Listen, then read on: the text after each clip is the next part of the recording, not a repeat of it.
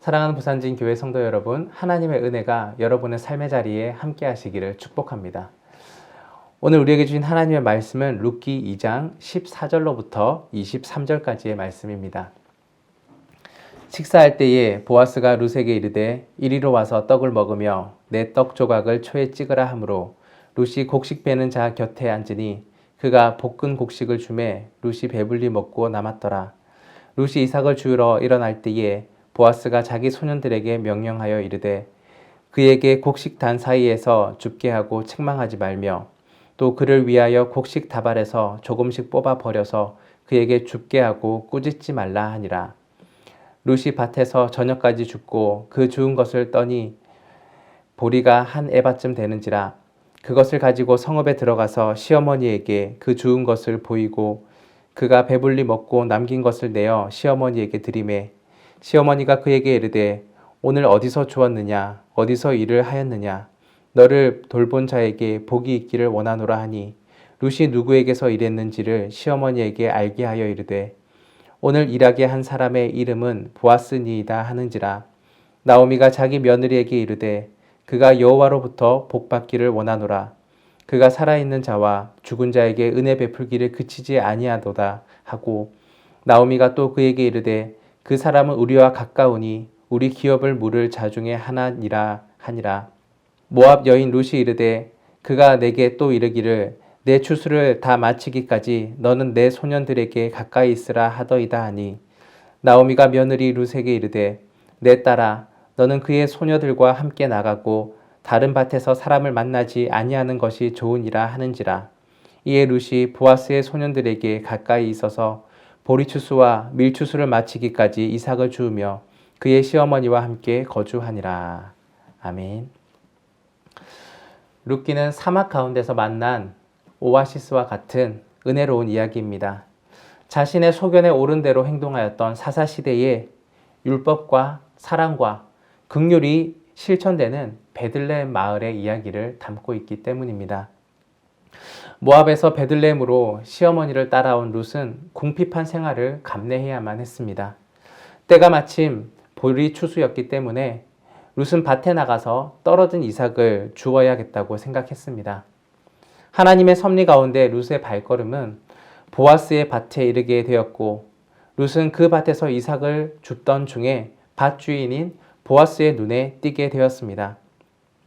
이미 룻에 대하여서 아름다운 소문을 듣고 있었던 보아스는 그녀의 겸손한 태도와 근면한 그런 태도를 보며 더욱더 호의를 가지게 되었습니다. 보아스는 룻에게 호의를 베풀어서 식사를 제공하고 또 추수 때에 자신의 땅에서 이삭을 줍도록 허락을 해 주었습니다.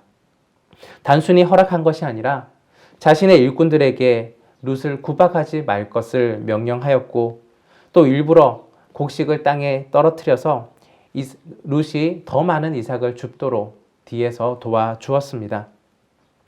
이 추수는 보리 추수에서 밀 추수까지 이어졌습니다. 하루 이틀이 아니라 몇 달에 걸쳐서 양식을 얻을 수 있도록 지속적인 은혜를 베풀어 주었던 것입니다. 우리가 룻기를 통하여서 발견할 수 있는 교훈, 우리가 발견할 수 있는 묵상의 내용은 무엇이 있을까요? 룻기는 룻과 보아스의 극적이고 아름다운 혼인 이야기로 보기가 쉽습니다. 룻은 시어머니를 향한 효심으로 하나님께 복을 받은 여인으로 볼 수가 있고 보아스는 친절하고 관대한 인물로서 어려움을 당한 이웃을 돌아보는 아주 착한 사람으로 보입니다. 그런데 이들의 관계가 드라마틱한 그러한 만남과 결혼에 집중하다 보면 룻기의 핵심적인 내용을 우리가 놓치기가 쉽습니다. 이 시간에는 룻기의 핵심적인 메시지 중에 하나인 섭리와 소망과 은혜에 대해서 우리 함께 묵상해 보도록 하겠습니다. 첫 번째, 섭리입니다. 섭리. 섭리는 하나님이 만물을 그의 정하신 목적대로 인도하시는, 즉 다시 말하자면 하나님의 사역을 말하고 있습니다. 하나님은 일을 준비하시고 그 일을 성취해 나가시는 분이십니다. 룻은 우연히 보아스의 밭에 이르렀습니다. 그리고 마침 그때 보아스가 추수하러 밭을 돌아보러 나왔습니다.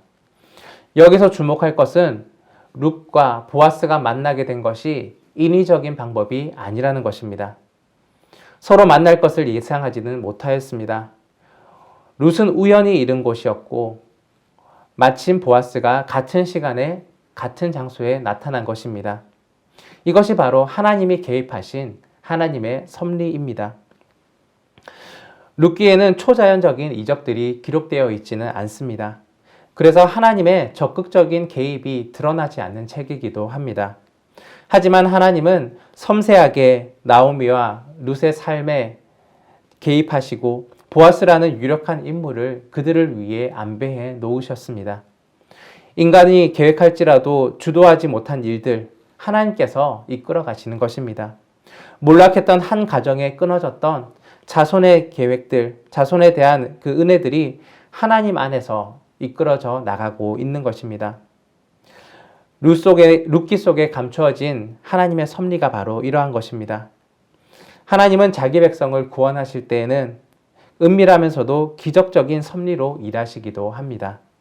결국 룻과 보아스는 결혼하게 되고 그의 자손 가운데 다윗이 태어나고 또 그 자손들 가운데에 멀리 예수 그리스도께서 탄생하시게 되었습니다. 모든 것이 하나님의 계획하심, 하나님의 섭리대로 이끌어가고 계시는 것입니다. 둘째, 소망입니다. 소망. 소망은 가장 좋은 것을 기대하는 마음입니다. 나오미는 좋은 일에 대한 기대를 품을 수 없는 처지의 사람이었습니다. 타지에서 남편을 잃었고 두 아들을 잃었습니다. 대를 이어나갈 자손이 없었습니다. 뿐만 아니라 가진 것도 없고 빈털터리로 고향에 돌아왔습니다. 하지만 하나님은 나오미에게 새로운 소망을 주셨습니다. 하나님의 섭리의 손길은 인간으로 하여금 소망을 가지게 합니다. 자손에 대한 소망이 사라진 늙은 여인 나오미에게 남아있는 것은 남편과 자식을 잃은 슬픔이었습니다.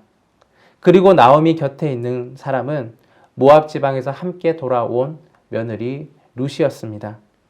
당시 이방인은 이스라엘 땅에서 인정받기가 힘들었는데 특히 암몬과 모압은 신명기 말씀에 이르기를 하나님의 총회 이스라엘 족속 가운데 들어올지 못하리라 라고 기록되어 있습니다. 모압은 환영받지 못하는 족속입니다. 하나님의 백성으로 받아들이기 힘든 상황이었습니다. 나오미에게 있는 것은 이런 환영받지 못하는 모압 며느리밖에 없었습니다. 말하자면 완전히 소망이 끊어진 상태인 것입니다. 그런데 하나님은 이 모압 여인인 룻을 통하여 나오미에게 소망을 주셨습니다. 룻은 시어머니 나오미의 재산이나 다른 아들의 소망에 대해서 따라온 것이 아니었습니다. 오히려 늙은 어머니를 먹여 살려야 하는 입장이었습니다. 그래서 룻은 밭에 나가서 추수할 때에 떨어진 곡식 이삭을 주어야 하는 상황이었습니다. 룻이라는 며느리는 나오미에게 있어서 생명을 이어가는 소망이 되었습니다. 나오미의 배고픔이 해결되었습니다.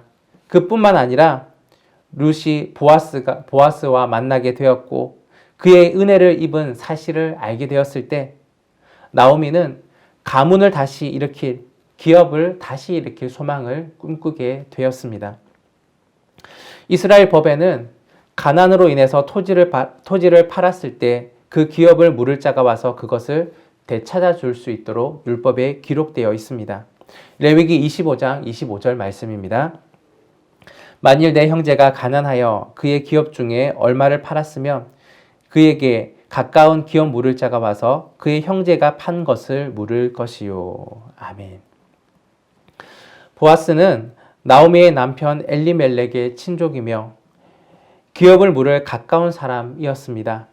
하나님은 나오미에게 소망을 주시되 룻을 통하여서 이전의 기업을 되찾을 소망을 주시고 또 나중에 보아스와 룻이 결혼하게 되어서 나오미에게는 끊겼었던 자손에 대한 소망을 룻을 통하여 그리고 보아스를 통하여 이루게 해 주셨습니다. 이 모든 것이 하나님의 은혜입니다. 여기서 의문이 드는 한 가지가 있습니다. 나옴이란 인물이 은혜를 받을 만한 사람인가? 또한 이방 여인인 룻도 은혜를 받을 만한 사람인가? 라는 것입니다. 셋째로 은혜입니다. 은혜. 나오미는 고향을 버리고 모압 지방에 내려가서 살았던 사람입니다. 사사시대에 이스라엘의 범죄로 인하여서 이방 민족들에게 많은 침해를 받았었고 또한 이스라엘 범죄 때문에 흉년이 들었던 그러한 시기가 있었습니다. 나오미와 그 가족들은 민족의 아픔, 어려움을 뒤로하고 그곳을 떠났던 사람입니다. 그리고 이방인 중에서 자부를 얻었던 사람입니다. 이 모든 것은 하나님께서 기뻐하지 않으시는 일이기도 하였습니다. 앞서 언급한 것처럼 룻은 어떻습니까? 이스라엘 백성 가운데에 여호와의 총회에 들어오지 못할 모압 족속이었습니다.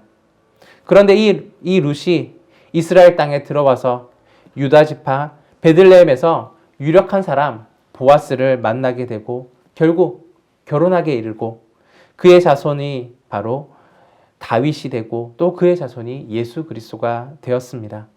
바로 하나님의 은혜입니다. 사실 보아스에게 있어서 룻은 어떤 사람이었을까요? 보아스의 어머니도 룻과 마찬가지로 이방 여인이었습니다. 여호수아가 여리고성을 점령할 때에 큰 도움을 주었던 이방 여인, 여리고성에 살았던 기생, 바로 라합이 이 보아스의 어머니였습니다. 이 라합에서 보아스가 태어났습니다. 보아스는 이방 민족인 어머니 밑에서 자랐기 때문에 또 다른 이방 여인 룻을 보는 그러한 눈빛이 달랐을 것입니다. 더 긍휼함이 컸을 것입니다. 보아스는 룻을 바라볼 때에 자신의 어머니가 이스라엘 공동체를 처음 속하게 되었을 때를 떠올리게 되었을 것입니다. 그러한 마음 속에 룻에 대한 긍휼함이 더 컸을 것입니다. 결국 이러한 하나님의 안배 속에 보아스는 룻을 아내로 맞이하게 되었습니다. 이 모든 것이 하나님의 은혜입니다. 섭리와 소망은 바로 하나님의 은혜 가운데 이루어지는 것입니다. 하나님은 섭리를 통해서 세상과 인간 사이에 개입하시고 소망을 이루게 하는 은혜를 베풀어 주시는 분이십니다. 은혜란 무엇일까요? 은혜란 자격 없는 자에게 주어지는 선물입니다. 다시 말하자면 은혜는 베푸는 자의 부담으로 거저받는 선물인 것입니다. 우리가 하지 않은 일에 대해 하나님은 무제한적으로 베풀어 주시고 또 하나님의 사랑을 우리에게 부어 주십니다. 이것이 바로 은혜입니다. 받을 자격도 없고 아무런 노력과 또한 한 것이 없지만 하나님께서 즐거운 마음으로 주시는 것, 그것이 바로 은혜입니다. 사랑하는 부산진교회 성도 여러분, 저와 여러분은 하나님의 은혜를 받은 사람들입니다. 예수 그리스도께서 우리에게 오신 것, 우리를 위해 십자가에 달려 돌아가신 것, 우리는 대가를 지불하지 아니하였지만 하나님께서 모든 것을 지불하시고 우리에게 새로운 생명을 주셨습니다. 이것이 바로 은혜입니다. 나오미와 룻을 섭리 가운데 인도하시고 소망으로 이끄시는 그 하나님은 오늘도 저와 여러분에게 은혜를 베풀어 주고 계십니다. 이제 우리는 그 은혜 가운데 어떠한 삶을 살아가야 할까요? 하나님께서 내게 원하시는 것은 무엇일까요? 어떠한 대가는 아니지만 우리 또한 다른 이들에게 이와 같은 은혜를 베풀며 살아가기를 원하실 것입니다. 오늘 내가 만나는 사람에게, 내가 만나는 그 상대방에게 하나님이 주신 그 은혜들을, 값없이 주신 그 은혜들을 이제는 내가 베풀며 살아갈 수 있는 여러분들이 되기를 간절히 바랍니다. 기도하겠습니다. 사랑해 주님 감사합니다. 오늘 룻기의 말씀을 통하여서 하나님께서 주시는 많은 일들, 이끄시는 일들을 바라보았습니다. 하나님께서 섭리 가운데에 우리에게 소망을 주시고 또한 우리를 은혜로 이끄시는 모습들을 바라봅니다. 룻에게 주셨던 그 은혜들이 오늘 우리에게도 동일하게 일어나고 있음을 고백합니다. 하나님의 섭리 가운데 오늘의 우리를 이르게 하시고 또한 천국을 향한 소망, 새로운 소망을 가지게 하여 주셨고 또 오늘의 삶이 하나님이 부어주시는 사랑과 또한 하나님이 부어주시는 그 축복 가운데 은혜임을 고백합니다. 하나님, 나만이 하나님의 은혜를 누리는 것이 아니라 또 다른 이들에게 그 은혜를 베푸는 삶들을 우리가 살아갈 수 있도록 도와주시고 또한 그러한 삶 가운데에 하나님께 영광 올릴 수 있는 저희 되게 하여 주옵소서. 감사드리며 예수 그리스도의 이름으로 기도드립니다. 아멘.